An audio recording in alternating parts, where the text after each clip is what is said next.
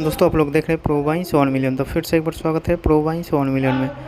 अभी खेसारी लाल यादव ने लाइव आए हुए थे और क्या कुछ कहे आप लोग उनके आवाज़ में सुन सकते हैं। ये सब करे भाई। तो राजा राम के बारे में बताओ तो नहीं कि राजा राम बहुत सारा हॉल में नहीं लागल का रीज़न की भूल भुलैया 2 और सिंघम अगेन ओके वजह से प्रॉब्लम बा थोड़ा सा।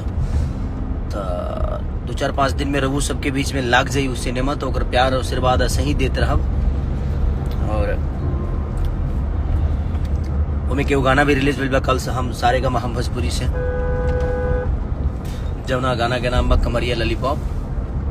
पूरा टीम बहुत मेहनत के लिए बा, 300-400 डांसर के साथ भइल बा गाना, बहुत प्यारा सॉन्ग बा।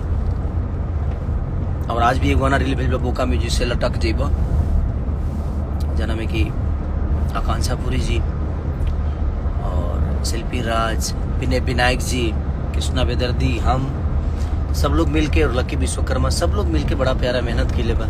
और गाना बहुत प्यारा बा, बहुत प्यारा, हमारा फेवरेट गाना है। तो ऐसे ही प्यार और आशीर्वाद देते रही रुआ। कमरिया लॉलीपॉप के लटक जीवा चुम्मा चुम्मा दे दा। और राजा राम के पूरा टीम के दिल से धन्यवाद कि कल पब्लिक रिव्यू देख के बड़ा अच्छा लगल जे हमनी के कुछ बेहतर के लिए